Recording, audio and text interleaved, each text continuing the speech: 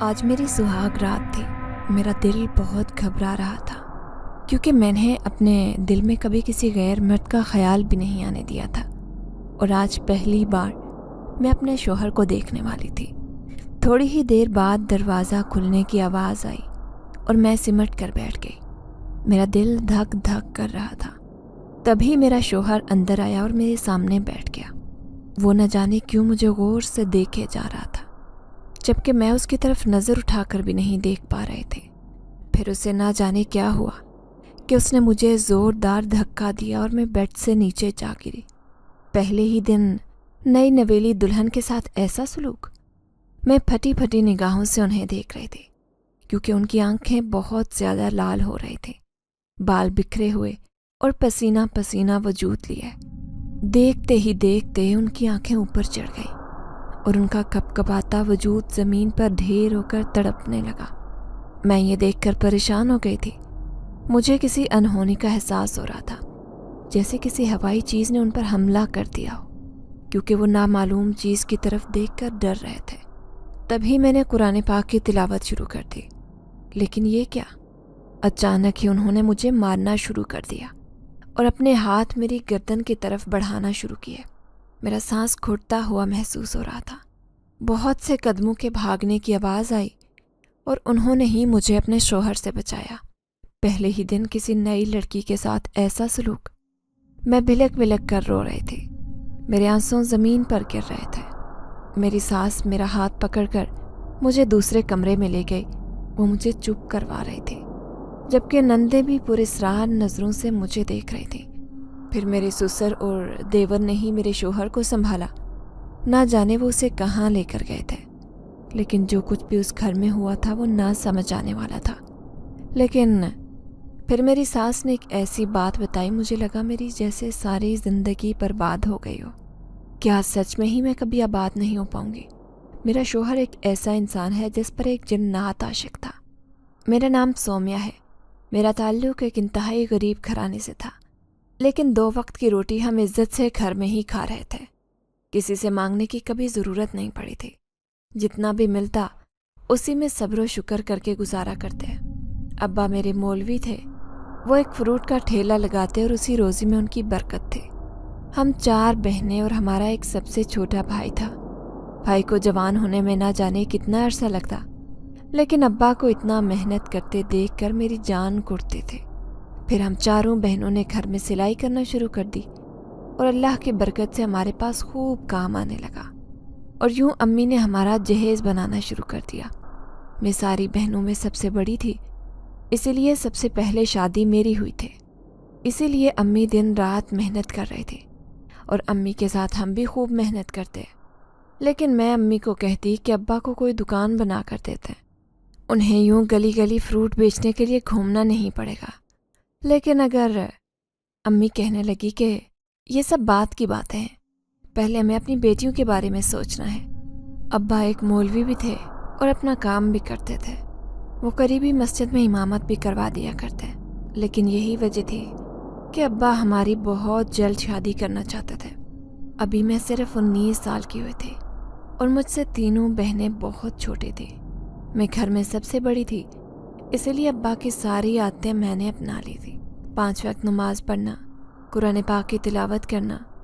ابا کہتے کہ میری سومیہ تو بالکل میرے جیسی ہے، اللہ تعالیٰ نے اسے خوب دین عطا کیا ہے۔ میں ابا کی باتوں پر خوش ہو جاتی، کیونکہ مجھے خود بھی دین کے بارے میں جاننے کا بہت شوق تھا۔ یہی وجہ تھی کہ میری پرہیزگاری اور دینداری کے محلے میں چرچے تھے۔ اکثر محلے کی عورتیں اماں کے پاس آ کر کہتی کہ تمہاری یہ بڑی بیٹی تو بڑی ہی قابل ہے، دیکھو ماشاء اللہ کتنے سلیقہ مند اور سگڑ ہے، اور اوپر سے نماز روزے کی بھی پابند۔ جس گھر میں جائے گی اپنی روشنی سے گھر میں برکت پھیلا دے گی۔ امی یہ سن کر خوش ہو جاتی اور دن رات جھولی پھیلا کر دعائیں کرتی کہ میرے لیے کوئی اچھا سا رشتہ آ جائے۔ امی کہتی تھی کہ میں نے ابھی ایک غربت والی زندگی گزاری ہے، لیکن میں چاہتی ہوں میری بیٹیوں کی زندگی بہت خوبصورت ہو، اتنی خوبصورت کہ ان کی زندگی میں کوئی کمی نہ ہو۔ محلے سے تو کئی عورتوں نے امی سے میرا ہاتھ مانگا تھا، لیکن امی نے ابھی انہیں کوئی جواب نہیں دیا تھا۔ کیونکہ ان کے بیٹے بھی مزدوری کیا کرتے تھے۔ کسی کی پرچون کی دکان تھی تو کسی کا کیبن تھا تو کوئی ابا کی طرح فروٹ کا ٹھیلا لگاتا تھا۔ میرے کوئی بڑے بڑے خواب نہیں تھے، میں نے سب کچھ اپنے ماں باپ پہ چھوڑا تھا۔ وہ جو بھی فیصلہ کرتے وہ بہترین ہوتا۔ میں نہیں جانتی تھی کہ میرا ہمسفر کیسا ہوگا، لیکن جب رشتہ آیا تو وہ اتنے اونچے گھرانے کا تھا کہ اماں ابا دونوں حیران رہ گئے۔ اماں بڑی خوش تھی، کہنے لگی میری دعائیں قبول ہو گئی ہیں۔ وہ بہت ہی امیر قبیل لوگ تھے۔ یوں جھٹ پٹ میرا رشتہ طے ہو گیا۔ میری ساس میرے لیے سونے کا 3 تولے کا سیٹ لے کر آئی تھی اور اس نے جہیز لینے سے صاف انکار کر دیا تھا۔ اماں کی لاکھ کوششوں کے باوجود بھی وہ جہیز لینے پر راضی نہیں ہوئی تھی اور اس نے چپکے سے ابا کے ہاتھ میں 2 لاکھ کا چیک تھما دیا اور کہنے لگی بھائی صاحب، میں جانتی ہوں کہ آپ کی اور بھی جوان بیٹیاں ہیں، آپ ان پیسوں سے اپنی بیٹی کی شادی کی تیاری کریں اور جو بھی جمع پونجی ہیں وہ اپنی دوسری بیٹیوں کے لیے سنبھال کر رکھیں۔ آج تک ایسی اچھی عورت اماں ابا نے نہیں دیکھی تھی، لیکن وہ معصوم نہیں جانتے تھے کہ اس عورت کا ان سب کے پیچھے کیا مقصد ہے۔ اور پھر جب میں رخصت ہو کر اپنے سسرال آئی تو شادی کی رات ہی مجھ پر قیامت ٹوٹ پڑی تھی۔ یہ سب میرے شوہر نے میرے ساتھ کیوں کیا؟ لیکن میری ساس سامنے بیٹھی آنسو بہا رہی تھی۔ ان کا اتنا بڑا بنگلہ میرے لیے ایک زندان ثابت ہوا تھا۔ میں تڑپ تڑپ کر رو رہی تھی، لیکن میرے آنسو دیکھنے والا کوئی بھی نہیں تھا۔ میری ساس مجھے تسلی دے رہی تھی، لیکن مجھے سمجھ نہیں آئی تھی کہ میرے شوہر نے پہلے ہی دن آخر میرے ساتھ ایسا سلوک کیوں کیا اور ان کی ایسی حالت کیوں ہو رہی ہے۔ کیا میری شادی کسی پاگل سے ہوئی تھی؟ جب میں نے یہ سوال اپنی ساس سے کیا تو وہ کہنے لگی مجھے معاف کر دو بیٹی، میں ایک ماں ہوں لیکن اپنے بیٹے کے لیے خود غرض بن گئی تھی۔ دراصل میرا بیٹا بیمار ہے اور آج سے نہیں، پچھلے 5 سالوں سے، اور ہمارا یہ گھر اجڑ کر رہ گیا ہے۔ وہ میرا اکلوتا بیٹا ہے اور میری یہ 2 جوان بیٹیاں ہیں، بس یہی میرا کل سرمایہ حیات ہے۔ لیکن نہیں جانتی تھی کہ میرے بیٹے کی زندگی یوں تبدیل ہو جائے گی۔ وہ یونیورسٹی میں پڑھ رہا تھا جب ہمارے پورے گھر میں ایک بہت بڑی مصیبت آ گئی۔ میرا بیٹا بہت ہی خوبصورت تھا، بہت ہی سمجھدار اور خیال رکھنے والا۔ اسے پڑھائی کا جنون تھا، بس دن رات پڑھ لکھ کر انجینئر بننا چاہتا تھا، اسی لیے خوب محنت کرتا تھا۔ اس نے یونیورسٹی میں کئی دوست بھی بنا لیے تھے، لیکن ایک دن اس کے دوستوں نے کسی پرانی حویلی میں جانے کا پروگرام بنایا۔ یہ کسی ریسرچ کے لیے جا رہے تھے، لیکن میں نے اپنے بیٹے کو منع کیا کہ وہ وہاں پر نہ جائے، کیونکہ وہ حویلی ہزاروں سال پرانی بالکل بوسیدہ کھنڈر ہو چکی تھی۔ لیکن نہ جانے کیوں یہ لوگ کس کھوج میں جا رہے تھے۔ پھر میرا بیٹا شہریار بھی ان کے ساتھ چلا گیا، لیکن جب واپس آیا تو اس کی حالت بری تھی۔ وہ اپنے سر میں شدید درد بتا رہا تھا۔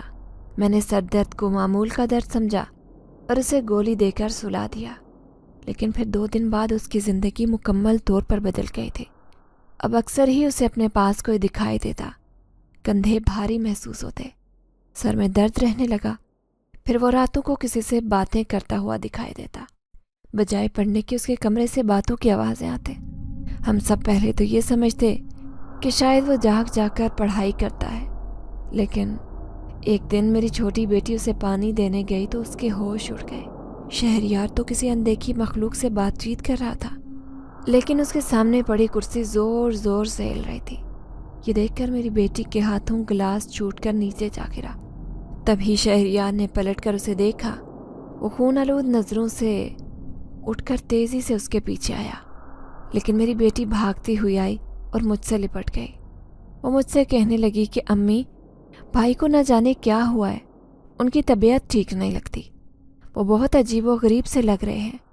میں اس کی بات سن کر حیران رہ گئی، لیکن جب میں اسے دیکھنے گئی تو وہ بالکل نارمل لگ رہا تھا، لیکن پھر بہت عجیب عجیب باتیں ہونے لگی۔ اس نے مکمل طور پر پڑھائی چھوڑ دی تھی۔ کہاں وہ انجینئر بننا چاہتا تھا، لیکن اب اس کے سارے خواب ادھورے رہ گئے تھے۔ اگر میرے شوہر کا کوئی بہت بڑا کاروبار نہ ہوتا تو شاید وہ ہمارا گھر تباہ ہو جاتا۔ اس کی حالت دیکھتے ہی ہم اسے ایک عامل بابا کے پاس لے گئے۔ اس عامل نے بتایا کہ آپ کے بیٹے نے کسی مخلوق کو چھیڑا ہے، جس میں اس کے دوست بھی شامل ہیں۔ مجھے تو یہی بات لگتی ہے کیونکہ اس کے اوپر عاشق ہونے والے جن ذات نے مجھے بتایا ہے کہ اس نوجوان نے میرا عمل خراب کیا ہے اور اب اسی کی وجہ سے میں اس کے ساتھ یہاں تک آ گیا ہوں۔ اتنی آسانی سے اس کا پیچھا چھوڑ کر نہیں جائے گا، کیونکہ وہ عامل کسی لڑکی کو پانے کے لیے عمل کر رہا تھا اور اس کا کئی دنوں سے جاری عمل اس لڑکے کی وجہ سے خراب ہو گیا تھا اور یہ اسے تنگ کرنے لگا تھا۔ اب اس کا بہترین حل یہ ہے کہ اس کی شادی کر دی جائے، ہو سکتا ہے یہ بالکل ٹھیک ہو جائے۔ عامل بابا کی بات ہمیں ماننی ہی تھی، اسی لیے میں اور میرا شوہر اپنے بیٹے کے لیے لڑکی تلاش کرنے لگے۔ گو کہ ابھی اس کی طبیعت ٹھیک نہیں تھی، وہ مسلسل انکار ہی کر رہا تھا، کیونکہ وہ جن ذات کبھی بھی کسی بھی وقت اس پر حاوی ہو جاتا تھا۔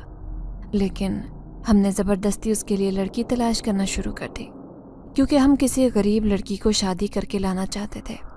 اگر تمہاری جگہ کوئی امیر اور ماڈرن لڑکی ہوتی تو ایک لمحہ بھی یہاں نہ رکتے اور میرے بیٹے کو دھتکار کر چلے جاتے، لیکن اسی لیے ہم نے ایک غریب لڑکی کا انتخاب کیا اور شادی کا سارا خرچہ بھی خود ہی اٹھایا۔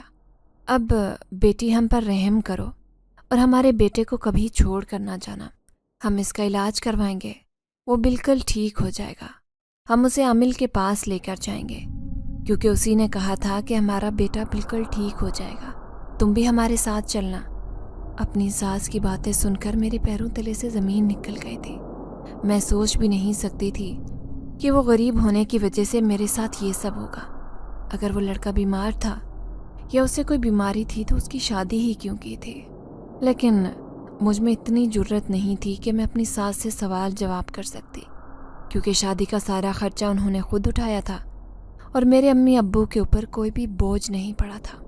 پھر میرے دل میں خیال آیا کہ میں اس گھر کو چھوڑ کر کہاں جاؤں گی؟ اس عالی شان بنگلے میں امی ابو نے بڑی چاہت سے میری شادی کی ہے۔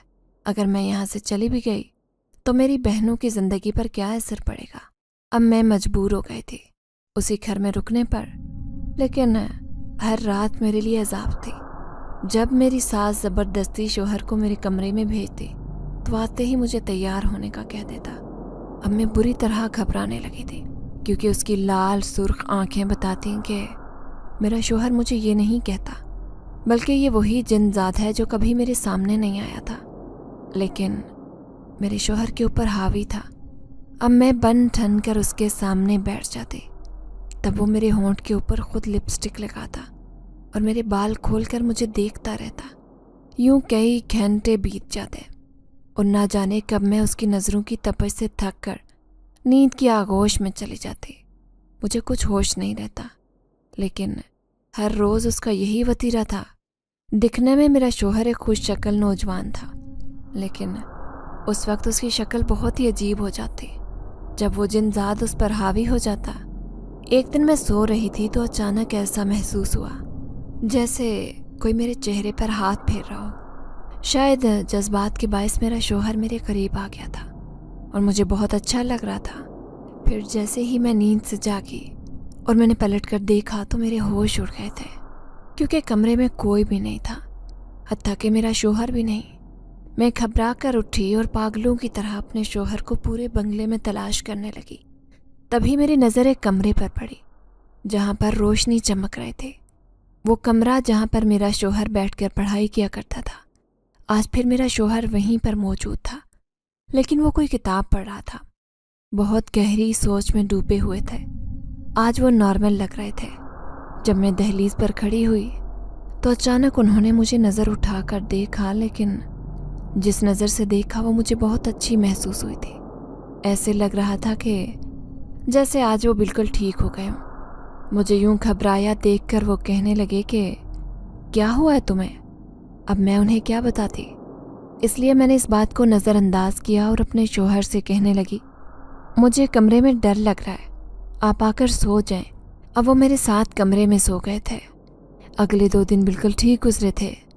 سارے گھر والے بھی خوش ہو رہے تھے کیونکہ میرا شوہر ٹھیک ہو گیا تھا۔ ایسے لگ رہا تھا جیسے عامل کی بات درست ثابت ہوئی ہو اور شادی کے بعد میرا شوہر ٹھیک ہو گیا۔ لیکن ان سب کے لیے یہ خوشی کا دن تھا۔ میں نہیں جانتی تھی کہ میرے لیے ایک بہت بڑی مصیبت آنے والی ہے۔ میں جو نماز قرآن پڑھنے کی پابند تھی، لیکن اس دن جب میں نماز کے لیے اٹھنا چاہتی تھی تو अचानक मुझ पर सुस्ती सवार हुई। किसी ने अपना भारी बाजू मेरे वजूद पर रखा हुआ था। मेरा ख्याल यही था कि मेरा शौहर बराबर में सोया हुआ है, इसलिए मैंने नमाज पढ़ने का इरादा तर्क किया और मैं सोती रही। लेकिन जब सुबह उठकर देखा तो मेरा शौहर कमरे में ही नहीं था। मैं अपना जहन बहुत अजीब व गरीब महसूस कर रही थी।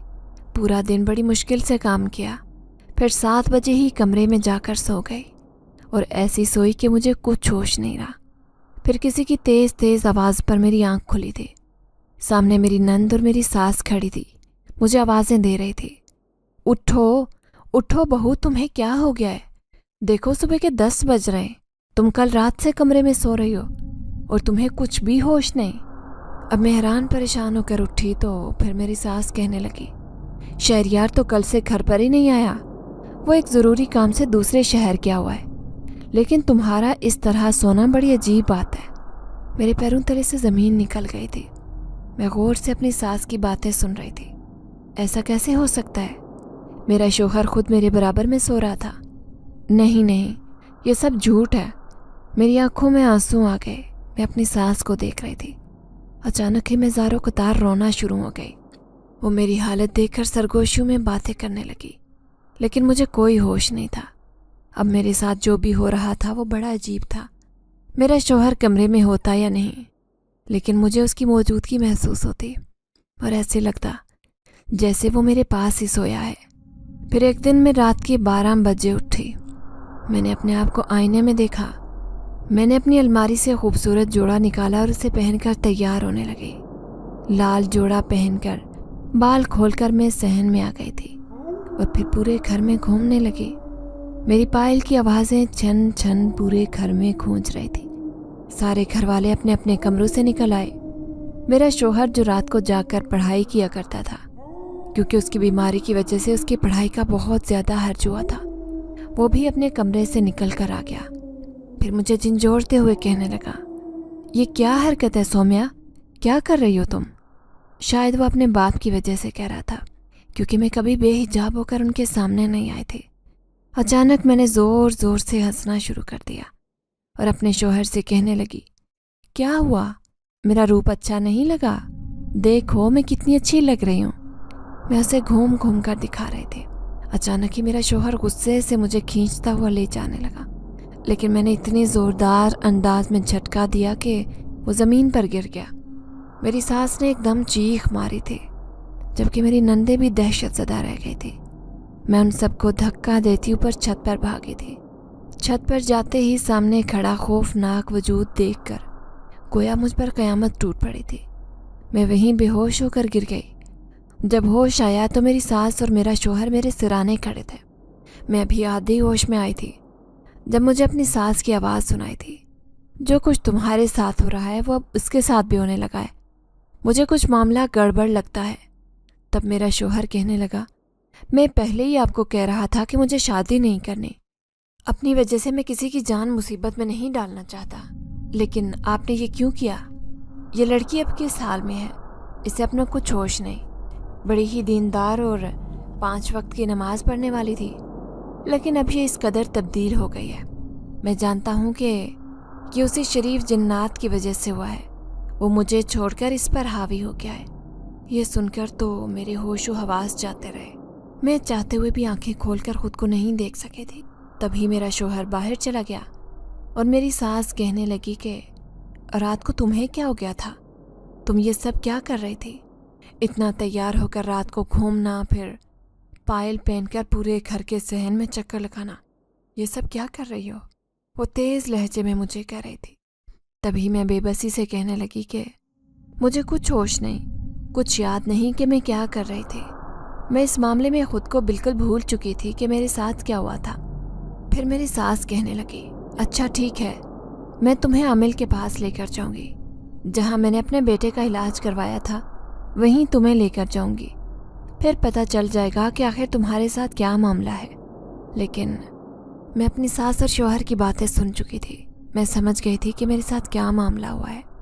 अपने बेटे की ज़िंदगी बचाने के लिए उन्होंने मुझे बिल्ली का बकरा बनाया था। वो जिन्नात मुझ पर हावी हो गया था और हर रात मैं अपने आप में नहीं रहती। वो जिनज़ादा जो भी मुझे कहता मैं वही करते।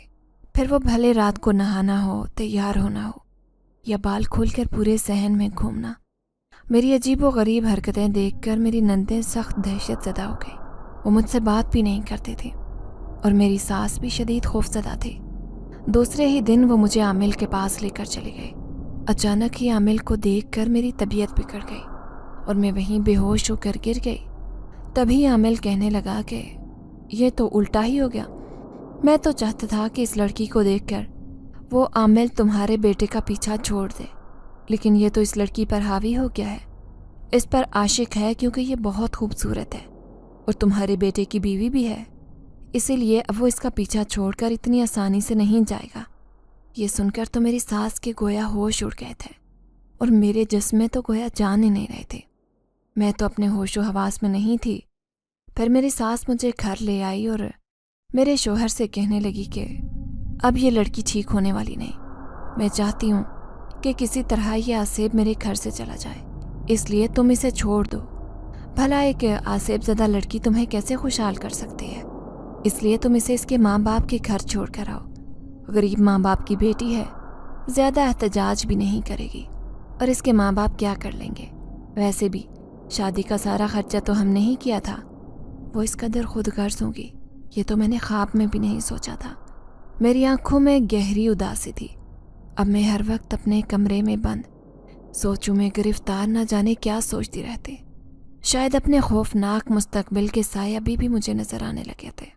अब मैं जान चुकी थी कि मेरा शौहर जल्द ही मुझे छोड़ने वाला है, इसलिए मैं खामोश उस रात बिल्कुल गुमसुम बैठी थी। मेरा शौहर सामने बैठा और कहने लगा, देखो उसे खुद पर हावी ना होने दो, बल्कि उसका डटकर मुकाबला करो जैसे मैंने कहा था। लेकिन मैं खुद अपने होश में नहीं था।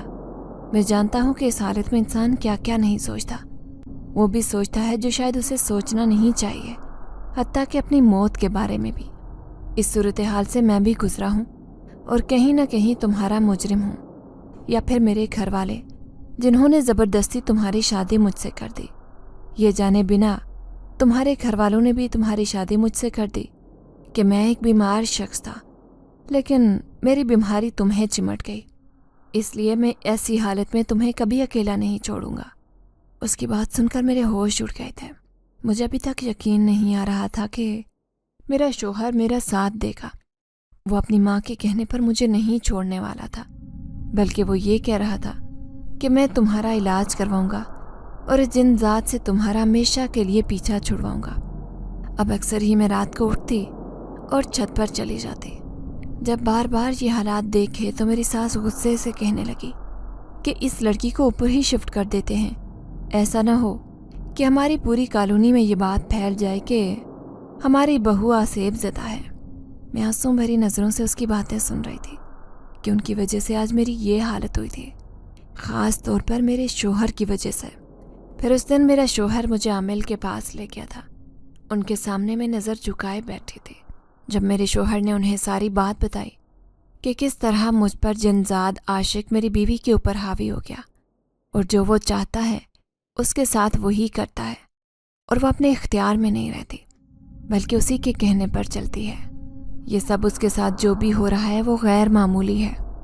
आमिल कहने लगा कि ये तो बहुत बड़ी बात है, इतनी आसानी से इसका पीछा छोड़कर नहीं जाएगा, क्योंकि जिस आमिल ने तुम पर अमल किया था वो इसीलिए किया था कि जब तुम्हारी शादी हो जाएगी तो वह लड़की आसेब ज़दा हो जाएगी, फिर तुम उसे छोड़ दोगे। लेकिन तुमने इस लड़की को नहीं छोड़ा, ये बहुत अच्छी बात है। अब मैं कोशिश करूँगा कि ये जल्द ही जिनजाद उस लड़की की जान छोड़ दे। मेरा शौहर मुझे घर ले आया, मुझे ढेरों तसल्लियाँ दी। अब उसने यूनिवर्सिटी जाना भी शुरू कर दिया था। जो साल उसके ज़ाया हुए थे वो अपनी पढ़ाई मुकम्मल करके तालीम मुकम्मल करना चाहता था। लेकिन जब भी मैं अपना चेहरा आईने में देखती तो मुझे अपना चेहरा नहीं बल्कि किसी और का चेहरा दिखाई देता, और यह एहसास बहुत ही ख़तरनाक था। मैं जो 5 वक्त की नमाज़ पढ़ती थी, हालत ऐसी हो गई थी कि मैं नमाज के लिए खड़ी होती तो दिल ही नहीं करता था कि मैं नमाज पढ़ूं, और ना ही मैं अपने कमरे से बाहर निकलती। अगर कोई मेहमान आ भी जाता तो वो मेरे बारे में खुश थे कि ऐसे में मेरी सास को बहुत गुस्सा आता। लेकिन फिर मेरे शौहर ने उन्हें समझाया कि जिस लड़की को आप मेरी बीवी बनाकर लाई हैं اس کا یہ احسان ہے کہ اس نے مجھے ایسی حالت میں قبول کیا اور میری بیماری اپنے سر لے لی۔ اگر کوئی اور لڑکی ہوتی تو وہ مجھے چھوڑ کر چلی جاتی، اور اب یہ جلد ہی ٹھیک ہو جائے گی تو ہمارا گھر بھی خوشیوں سے بھر جائے گا۔ اور یوں آہستہ آہستہ لوگوں کے رویے میرے ساتھ ٹھیک ہونا شروع ہو گئے تھے۔ لیکن ایک دن نہ جانے کیا ہوا، میں اکیلی ہی گھر سے نکلی اور اپنے ماں باپ کے آبائی گھر پہنچ گئی۔ اماں سے کہنے لگی کہ مجھے اپنے شوہر سے طلاق چاہیے۔ اماں یہ سن کر حیران رہ گئی۔ ابا بھی حیرت زدہ تھے کہ یہ میں کیا کہہ رہی ہوں، کیونکہ میں جب بھی ان سے ملنے آتی ہمیشہ یہی کہتی کہ میں اپنے گھر میں بہت خوش رہ رہی ہوں۔ لیکن آج اماں کے پیروں تلے سے زمین نکل گئی تھی۔ چھوٹی بہنیں بھی حیرت سے کہہ رہی تھی کہ باجی آپ کو کیا ہوا ہے؟ انہیں حقیقت میں میری حالت کے بارے میں معلوم نہیں تھا۔ اب میں نے ضد لگا لی اور رونا پیٹنا شروع کیا اور کہنے لگی کہ مجھے ہرگز اپنے سسرال واپس نہیں جانا، کیونکہ میں اپنے شوہر کے ساتھ نہیں رہنا چاہتی، وہ ایک جن ذات ہے۔ ابا کے ہوش اڑ گئے۔ انہوں نے اچانک میرے سر پر ہاتھ رکھا اور مجھ پر دم کرنے لگے۔ تبھی ان کے ماتھے پر چمکتا پسینہ دیکھ کر اماں بھی خوفزدہ ہو گئی، جبکہ میں ایک دم ہی بے ہوش ہو کر چارپائی پر گر گئی تھی۔ جب مجھے ہوش آیا تو اماں ابا میرے سرانے کھڑے تھے۔ ابا اماں سے کہنے لگے کہ میں سمجھ گیا ہوں کہ اس نے ایسا کیوں کہا۔ یہ اس کی زبان نہیں بلکہ کسی جنات کی زبان ہے۔ میں ابھی اس کی ساس کو فون کر کے پوچھتا ہوں کہ آخر ہماری بیٹی کو کیا ہوا ہے۔ نہ تو انہیں میرے شوہر کے بارے میں معلوم تھا اور نہ ہی میرے بارے میں۔ وہ تو یہی سمجھتے تھے کہ ان کی بیٹی بنگلے میں راج کر رہی ہے۔ جیسے ہی ابا اٹھ کر جانے لگے تو اچانک میں نے ان کا ہاتھ پکڑ لیا۔ نہیں ابا، آپ انہیں کچھ نہیں کہیں گے، ساری غلطی میری ہے۔ میرے نصیب میں اگر یہ نہیں ہوتا تو آج میں اس حال میں نہیں ہوتی۔ پھر میں نے شروع سے لے کر آخر تک انہیں ساری بات بتا دی کہ کس طرح سہاگ رات میں ہی مجھے پتہ چل گیا تھا کہ میرے شوہر پر ایک جن زاد عاشق ہے، جو وقت گزرنے کے ساتھ ہی اسے چھوڑ کر مجھ پر حاوی ہو گیا۔ اور اس عامل نے بھی ایسا ہی عمل کیا تھا کہ وہ اس نوجوان کو چھوڑ کر اس لڑکی پر حاوی ہو جائے جو اس کی زندگی میں آئے گی۔ اماں ابا کے ہوش اڑ گئے۔ وہ کہنے لگے جب ہی تو وہ عورت اتنی میٹھی بن رہی تھی، اب ہم تجھے اس گھر میں نہیں بھیجیں گے۔ لیکن میں نے ابا کا ہاتھ تھاما اور کہنے لگی ابا، طلاق والی بات میں نے نہیں کہی تھی، بلکہ اسے جنزاد نے یہ بات میرے دماغ میں ڈالی تھی۔ لیکن میں اپنے شوہر کے پاس جانا چاہتی ہوں۔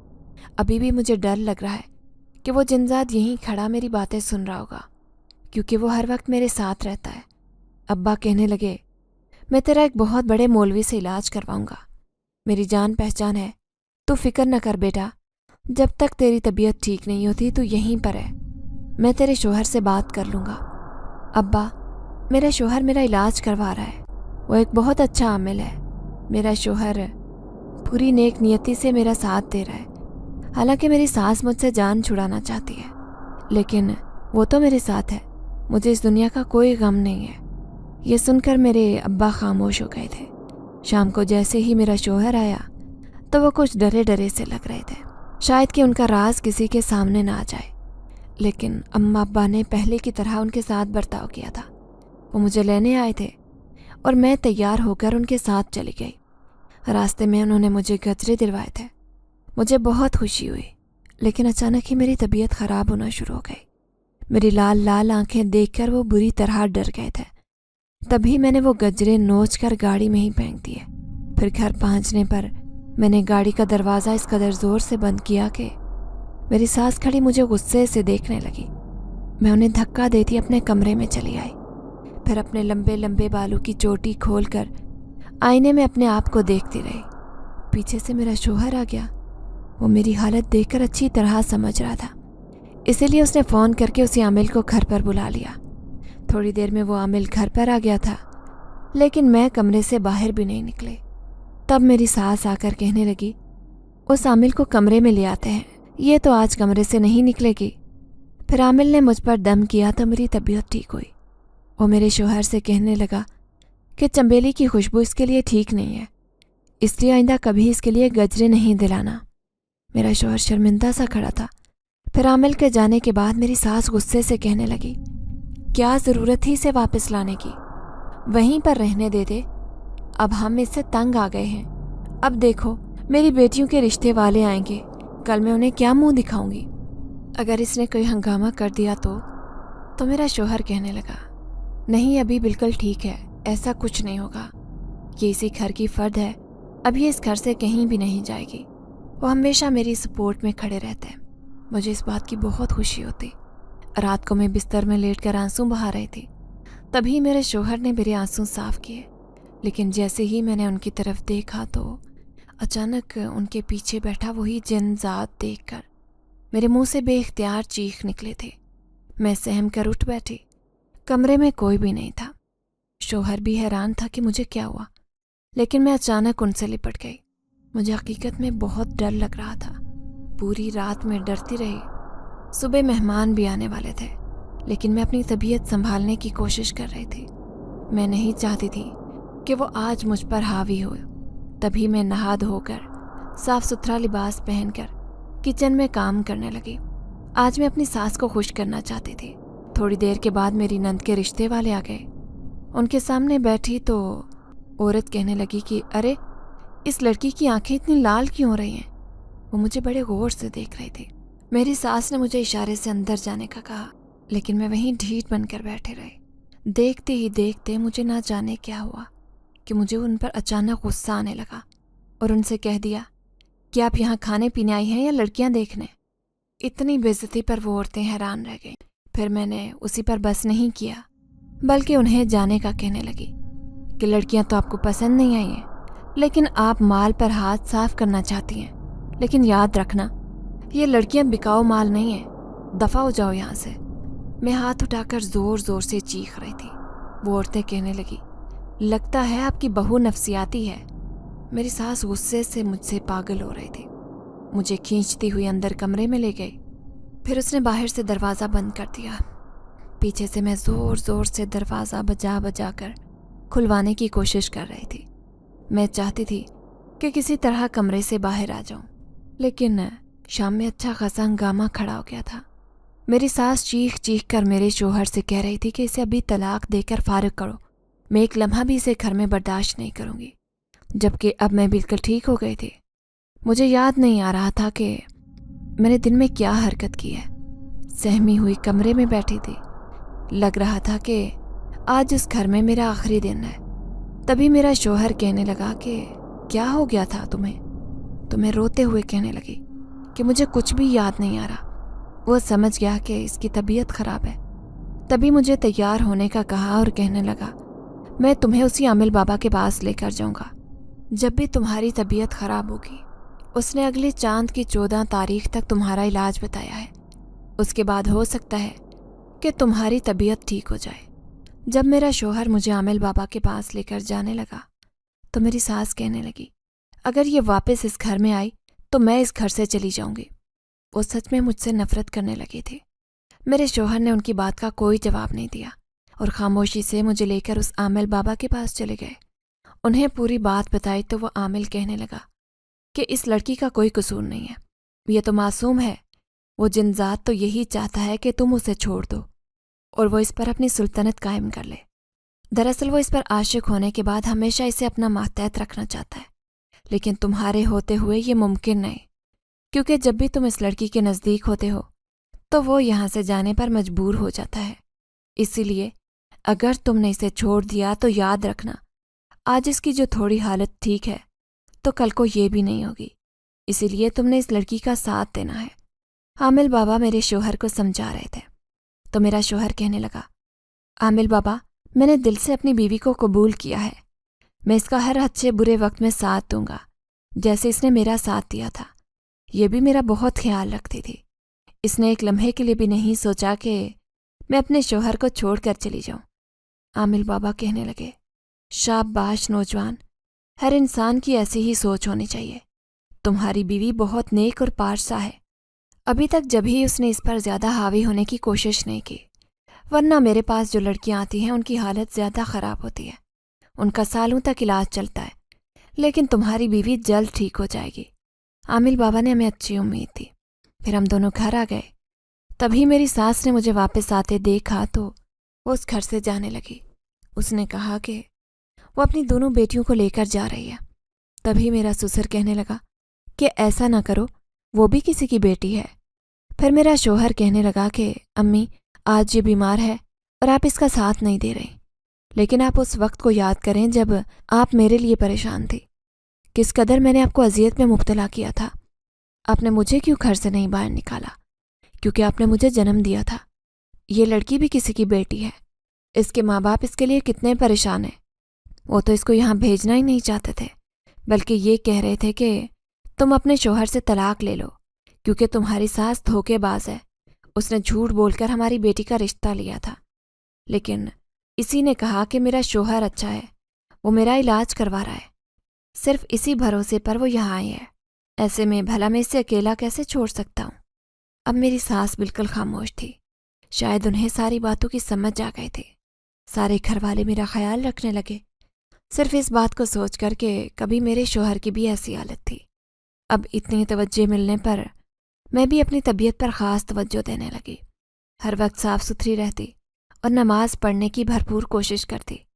جب بھی نماز پڑھ کر سوتی تو کبھی ڈر نہیں لگتا، لیکن اس دن مجھے عامل بابا کے پاس جانا تھا کیونکہ اس نے جمعرات کو اپنے پاس بلایا تھا۔ میرا شوہر تو نہ جانے کس کام میں پھنس گیا تھا، اسے آنے میں دیر ہو جاتی تھی۔ میں پریشان تھی کیونکہ وقت نکلا جا رہا تھا۔ تبھی میری ساس اندر آئی اور کہنے لگی، چلو بیٹی میں تمہیں لے چلتی ہوں۔ میں حیرت سے ان کا چہرہ دیکھ رہی تھی، مجھے یقین نہیں آ رہا تھا کہ میری ساس اتنی بدل جائے گی۔ پھر اپنی ساس کے ساتھ میں عامل بابا کے پاس گئی، اس نے مجھ پر دم کیا اور پھر میری ساس سے کہنے لگے، اب یہ بالکل ٹھیک ہو جائے گی۔ دراصل میں نے اس پر جمعرات کا عمل کیا ہے اور میرا رابطہ اس جنذات کے سردار سے ہو گیا ہے۔ میں نے اس سے درخواست کی ہے کہ وہ اس شریر جنذات کو اپنی دنیا میں واپس بلا لے، کیونکہ اس نے نوجوان لڑکی کو بہت پریشان کر رکھا ہے۔ تبھی وہ اپنے سردار کے کہنے پر اپنی دنیا میں لوٹ گیا ہے اور مشکل ہے کہ واپس آئے، اس لیے آج سے یہ لڑکی اس کی قید سے آزاد ہو گئی ہے۔ میری ساس یہ سن کر خوش ہو گئی تھی، خوش تو میں بھی بہت تھی۔ وہ ہر بار اپنے عامل بابا کا شکریہ ادا کرنے لگی اور ہدیے کے طور پر انہوں نے ایک سونے کی انگوٹھی اور ایک سونے کی چین انہیں تحفے میں دی۔ پھر میری ساس راستے میں کہنے لگی کہ اب تمہاری طبیعت ٹھیک ہو گئی ہے تو میں نیاز لگاؤں گی، معصوم بچوں کو کھانا کھلاؤں گی تاکہ جو بھی ہمارے گھر پر بری نظر ہوگی وہ دور ہو جائے گی۔ اب میں گھر آ گئی تھی، ہر طرف خوشیاں ہی خوشیاں تھیں۔ دوسرے دن میرے شوہر نے 2 دیگیں تیار کر کے غریبوں میں کھانا تقسیم کیا تھا اور سب گھر والے بہت خوش تھے۔ پھر 1 ہفتے بعد میری نند کا رشتہ آیا تو میں بہت شرمندہ تھی۔ مجھے پہلے والی بات یاد تو نہیں تھی، لیکن اچھی طرح جانتی تھی کہ میں نے اپنی نند کے رشتے والوں کو کیسے ذلیل کر کے نکالا تھا، کیونکہ اس وقت میں اپنے اختیار میں نہیں تھی۔ لیکن آج میری دونوں نندوں کا رشتہ پکا ہو گیا تھا اور ان کے سسرال نے 1 سال کا وقت مانگ لیا تھا۔ لیکن ایک دن اچانک میری طبیعت خراب ہو گئی، میں پورا دن بستر پر پڑی رہی۔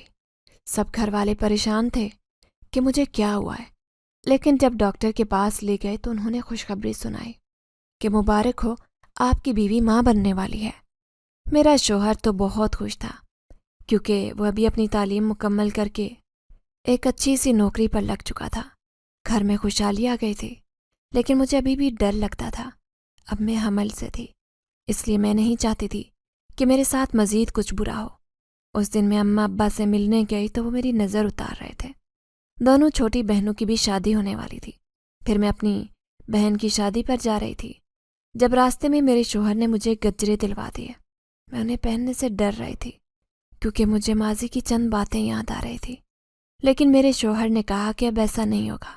میں نے وہ گجرے پہن لیے اور بالوں میں بھی سجا لیے۔ میں خوش پورے گھر میں گھوم رہی تھی، لیکن مجھے کیا معلوم تھا کہ میرے ساتھ ایسا ہو جائے گا۔ جب میں اچانک چھت پر گئی کوئی چیز لینے تو مجھے چھت پر کسی کی پرچھائی دکھائی دی۔ میں خوفزدہ ہو کر پلٹنے لگی تو اچانک کسی سے بری طرح ٹکرا گئی۔ وہ سفید لباس پہنے ایک نوجوان تھا، وہ میرے بالکل سامنے کھڑا تھا۔ تم نے پھر مجھے اپنے پاس بلا لیا، دیکھو ان کی خوشبو مجھے جب محسوس ہوگی میں تمہارے پاس آ جاؤں گا، اسی لیے تمہارے بلانے پر آ گیا ہوں۔ اس کی آنکھیں بڑی چمکدار اور سفید تھیں۔ میں خوفزدہ نظروں سے اسے دیکھ رہی تھی، پھر سہمی ہوئی کہنے لگی، کون ہو تم؟